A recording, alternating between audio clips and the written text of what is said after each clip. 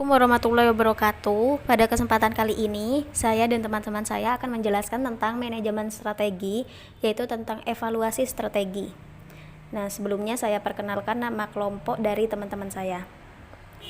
Yang pertama yaitu ada Nurul Huda, yang kedua Muhammad Sabit Abdullah, yang ketiga saya sendiri Dwi Rismawati Agustin, yang keempat Fatmawati, dan yang kelima Muhammad Risyad Ali. Nah, apa itu evaluasi strategi? Evaluasi strategi adalah tahap akhir dalam manajemen strategis. Para manajer sangat perlu mengetahui kapan strategi tertentu tidak berfungsi dengan baik. Evaluasi strategi berarti usaha untuk memperoleh informasi ini. Semua strategi dapat dimodifikasi di masa depan karena faktor-faktor eksternal dan internal selalu berubah. Nah, ada 3 macam aktivitas mendasar untuk mengevaluasi strategi, yaitu meninjau faktor-faktor eksternal dan internal yang menjadi dasar strategi yang sekarang. Yang kedua, mengukur prestasi. Yang ketiga, mengambil tindakan korektif, yaitu aktivitas perumusan strategi, implementasi, dan evaluasi. Terjadi 3 tingkat hierarki dalam organisasi yang besar: korporasi, divisi, atau unit bisnis strategis dan fungsional. Nah, untuk yang selanjutnya, perusahaan bisnis multidivisional yang biasanya besar memiliki 3 level strategi. Yang pertama itu korporasi. Strategi korporasi menggambarkan arah perusahaan secara keseluruhan, mengenai sikap perusahaan secara umum terhadap arah pertumbuhan dan manajemen berbagai bisnis dan lini produk untuk mencapai keseimbangan portofolio produk dan jasa.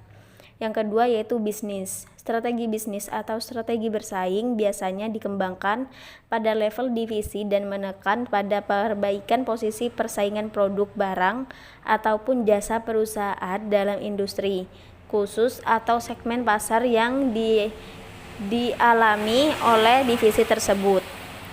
Yang ketiga yaitu fungsional. Strategi fungsional menekankan terutama pada pemaksimalan sumber daya produktivitas dalam batasan perusahaan dan strategi bisnis yang berada di sekitar mereka. Departemen fungsional mengembangkan strategi untuk mengumpulkan bersama-sama berbagai aktivitas dan kompetensi mereka guna memperbaiki kinerja. Yang selanjutnya yaitu hakikat evaluasi strategi. Nah, yang pertama itu evaluasi strategi bisa merupakan proses yang rumit dan sensitif.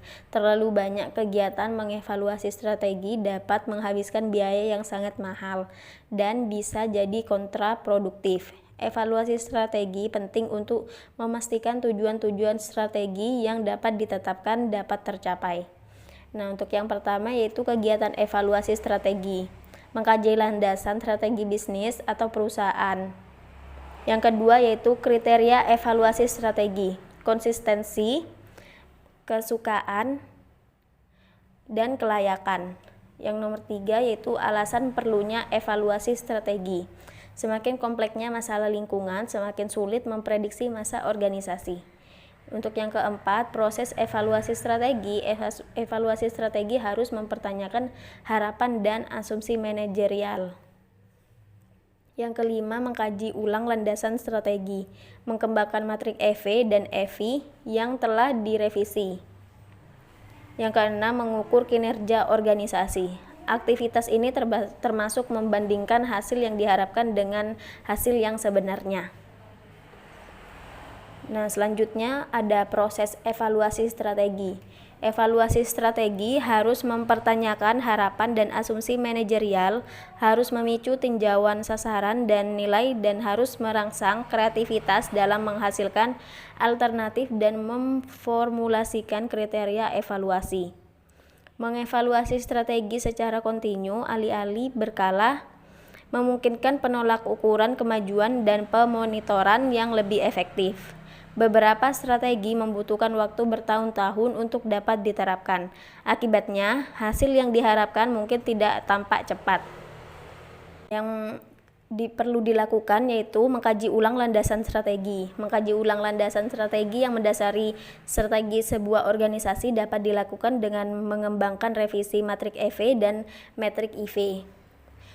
Yang selanjutnya yaitu mengukur kinerja organisasi. Aktivitas ini mencakup perbandingan hasil yang diharapkan dengan hasil yang sebenarnya.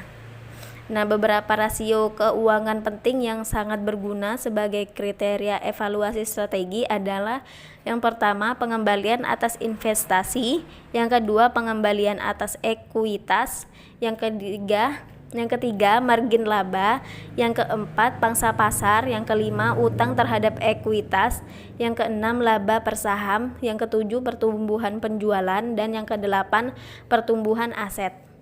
Dasar strategi. Mengambil tindakan korektif membutuhkan perubahan untuk secara menyeluruh memposisikan ulang perusahaan demi masa depan. Nah, kriteria kualitatif juga penting dalam mengevaluasi strategi. Faktor manusia seperti tingkat kemangkiran dan perputaran karyawan yang tinggi, tingkat kualitas dan kuantitas produksi yang buruk, ataupun kepuasan karyawan yang rendah bisa menjadi penyebab yang melandasi penurunan kinerja. Ada 6 pertanyaan kualitatif yang sebenarnya dikemukakan oleh Seymour Tiller, yakni apakah kekuatan internal kami akan menjadi kekuatan? Apakah kami menambahkan kekuatan internal lainnya? Apakah kelemahan kami masih menjadi kelemahan saat ini? Dan yang keempat, apakah kami rentan terhadap pengambilan paksa? Selanjutnya ada 4 kriteria yang dapat digunakan untuk mengevaluasi strategi. Yang pertama yaitu konsistensi. Sebuah strategi tidak boleh menunjukkan tujuan dan kebijakan yang konsisten. Yang selanjutnya kesesuaian. Kesesuaian sebuah strategi harus mewakili respon adaptif terhadap lingkungan eksternal dan terhadap perubahan penting yang terjadi di dalamnya. Yang ketiga yaitu kelayakan. Kelayakan strategi memiliki kelayakan, artinya bisa strategi diusahakan dalam sumber daya fisik, manusia, dan keuangan. Nah, yang terakhir yaitu keunggulan. Keunggulan sebuah strategi harus memfasilitasi upaya penciptaan atau mempertahankan kerugian kompetitif di bidang aktivitas tertentu. Selanjutnya ada outcome evaluasi strategi. Evaluasi outcome tergolong sebagai salah satu teknik yang digunakan dalam melakukan evaluasi. Keterhubungan antar variabel analisis dalam pendekatan evaluasi dapat menjelaskan fungsi variabel outcome dengan variabel output. Keterhubungan tersebut juga diakui dalam model logika dengan penggambaran sebagai berikut. Ada capacity, input, proses, output, dan outcome. Selanjutnya, evaluasi outcome merupakan salah satu jenis evaluasi yang dapat menggunakan data diskrit. Dalam prosedur evaluasi outcome yang menjamin pendekatan model logika untuk menata keterhubungan antar variabelnya, maka dapat diperoleh pemahaman hubungan sebagai berikut. Output menuju outcome, variabel output dengan variabel outcome, variabel bebas dengan variabel terikat, variabel determinan dengan variabel evaluasi. Meskipun pada akhirnya setiap program dapat mempunyai teknik outcome yang berbeda, namun pada dasarnya mempunyai prosedur yang sama. Prosedur dapat diberlakukan ketika dalam evaluasi outcome yang sedang dilakukan mengandung objek analisis dengan jumlah unit analisis yang besar. Sekian presentasi dari kelompok kami, semoga bermanfaat. Terima kasih. Wassalamualaikum warahmatullahi wabarakatuh.